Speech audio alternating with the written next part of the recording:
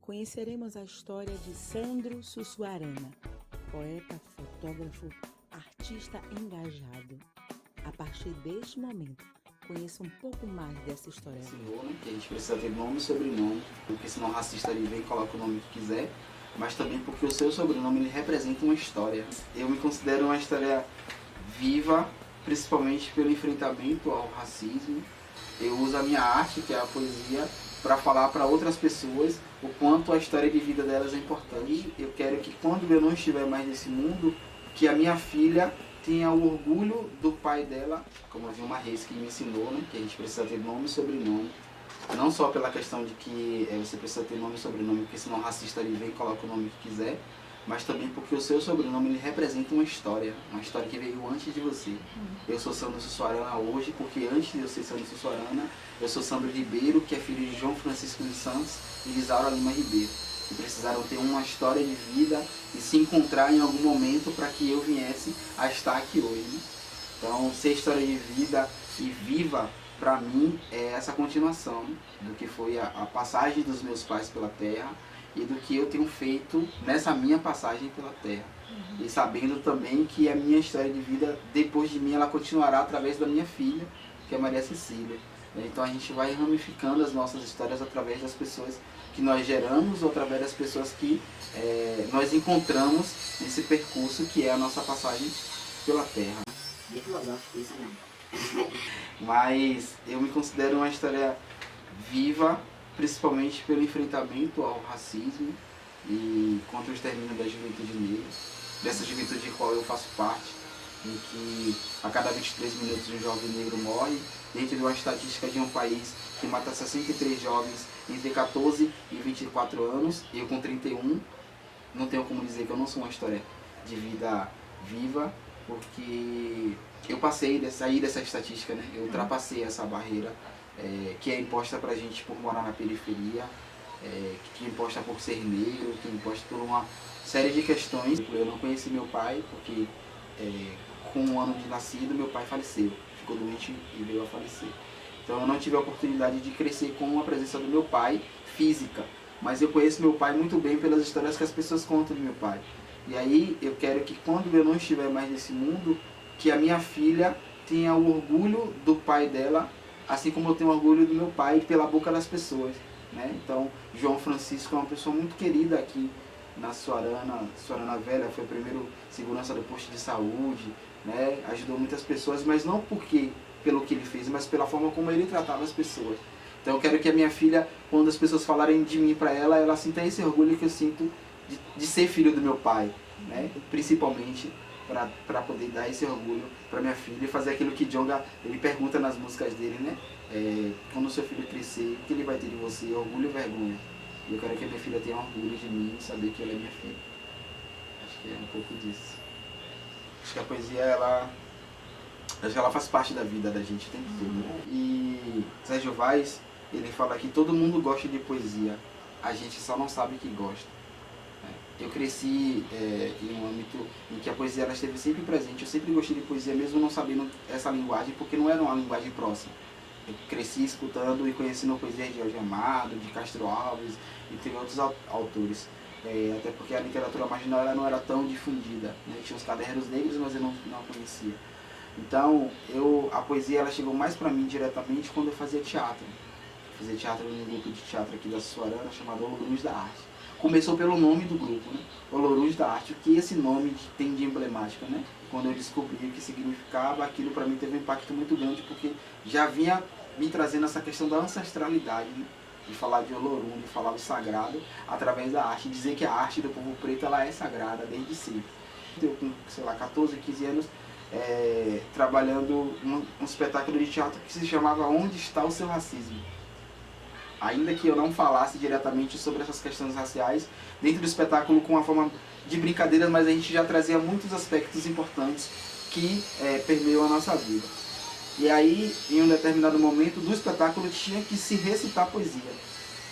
Não eram poesias autorais, eram poesias de outros autores, mas aquelas poesias que de alguma forma dialogavam com a gente naquele espetáculo, por sermos todos homens e mulheres negros, moradores de periferia, e um espetáculo que fala de racismo direto, e sabe? O quanto que isso veio impactando na minha vida. Depois, com a capoeira. Faço capoeira desde os 9 anos de idade, sou quase que autodidata na capoeira, eu comecei a fazer capoeira sozinho. E com as ladainhas das músicas de capoeira. Não tem nada mais poético do que as ladainhas, do que as músicas de capoeira, de você ver o mestre gritar "Iê!" e vá zumbi, e aquela ancestralidade o tempo todo ali, permeando ali na minha volta, e mesmo que eu não estivesse compreendendo, ele estava dialogando comigo. Depois veio com a poesia propriamente dita, né? Em 2009 eu fazia contabilidade na faculdade da cidade de Salvador, e às quartas-feiras, na aula de português, tinha um sarau bem black. E aí eu ia para onde? Pro sarau bem black. Né?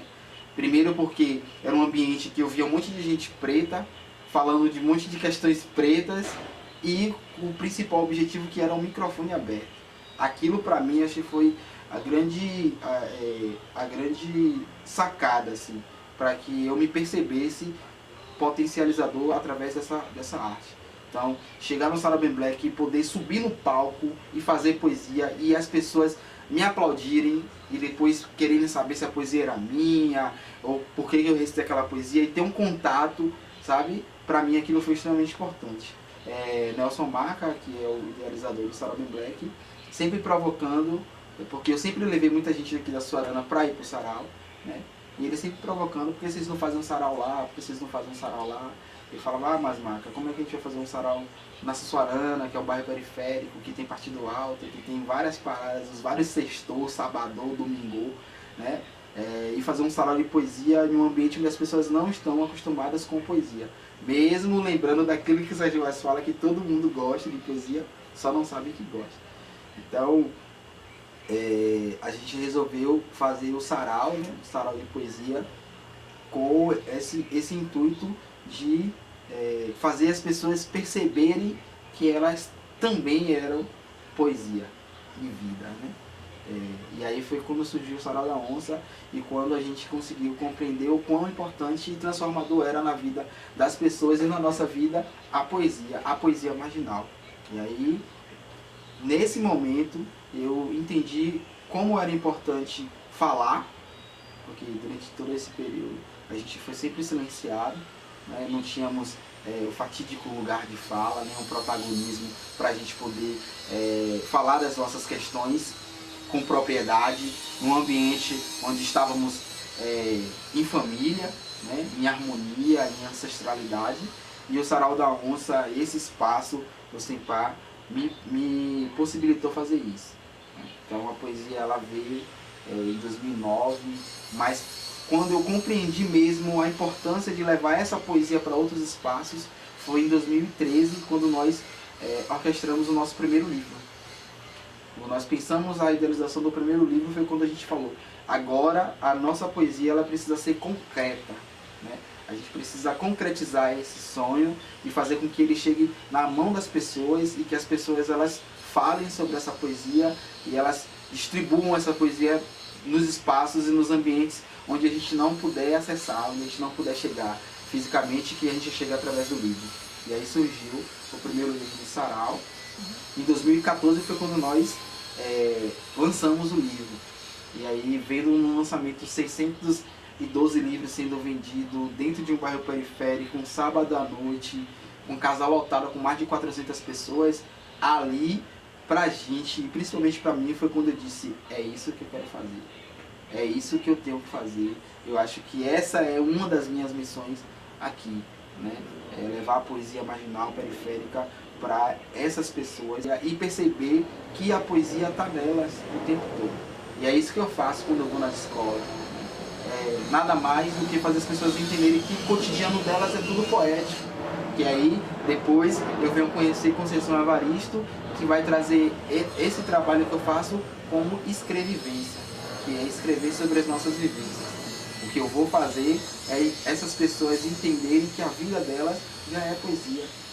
E o que elas escreverem é poesia. Seja com a poesia, com a dança, com o teatro, seja com a música. Tudo isso é poético. A nossa vida é poesia. E aí vem Nibrizant, né, que é um outro amigo meu, um poeta, que diz: poesia é tudo aquilo que a gente sente, o resto é literatura. Então, se sente, se toca, se chega em você, é poesia. Com uma letra, com uma palavra, com uma frase, com sei lá, um quarteto, um sexteto, enfim, um cordel. Se chega em você, é a poesia. Se lhe tocou, lhe arrepiou, fez você sentir alguma coisa, tirou você do lugar comum, como a gente fala no grupo Ágape, é poesia. E não tem nada nem ninguém que vai dizer a você que não é. É você que define isso. É o seu sentimento, é a sua sensação, é a sua reação, é o seu olhar, é o seu abraço, o seu aperto de mão, o seu sorriso depois que você escuta aquela poesia, aquela música, ou assiste aquela peça, ou vai agradecer. Enfim, o ambiente, o sol, tudo. É a forma como a gente lidar com tudo isso que é poesia. E aí o que eu faço é isso, é difundir isso, é fazer as pessoas entenderem e perceberem no cotidiano dela que tudo é poético. E que se ela quiser dizer que isso tudo é poesia, isso tudo é poesia, eu tenho muito não é. O Sarau da Onça é um coletivo. Hoje é um coletivo. Começou como um projeto, né? Um projeto para mobilizar o bairro em prol de falar positivamente sobre esse lugar, sobre esse espaço, para as pessoas de dentro e as pessoas de fora. Quando se fala de bairro periférico, as pessoas só tendem a associar a questão da criminalidade. Então, um dos objetivos do Sarau foi isso. Foi desmistificar esse lado periférico. E por isso que o Sarau se chama Sarau da Onça, o diferencial da favela. Né? Porque é para mostrar esse outro lado da periferia que as mídias não estão acostumadas ou não têm interesse, porque não vende em mostrar a parte cultural e a parte social dos bairros. Então, começamos em maio de 2011, né? A primeira edição do Sarau foi no dia 7 de maio, com uma forma experimental. Né? E acontecem sempre aos sábados, das 19 às 22, né?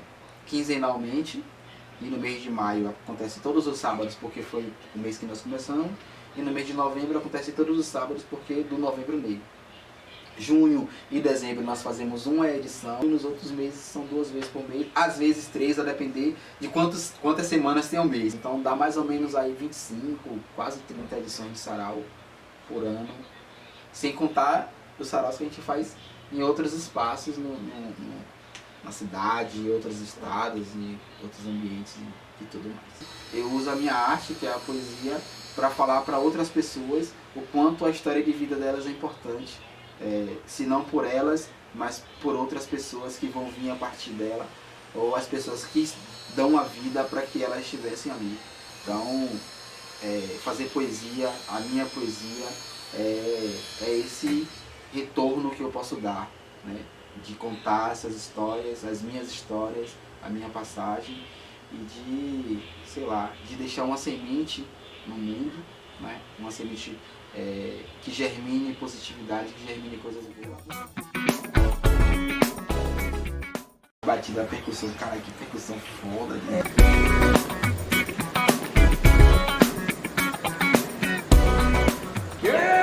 Oi, o refrão tá massa, velho.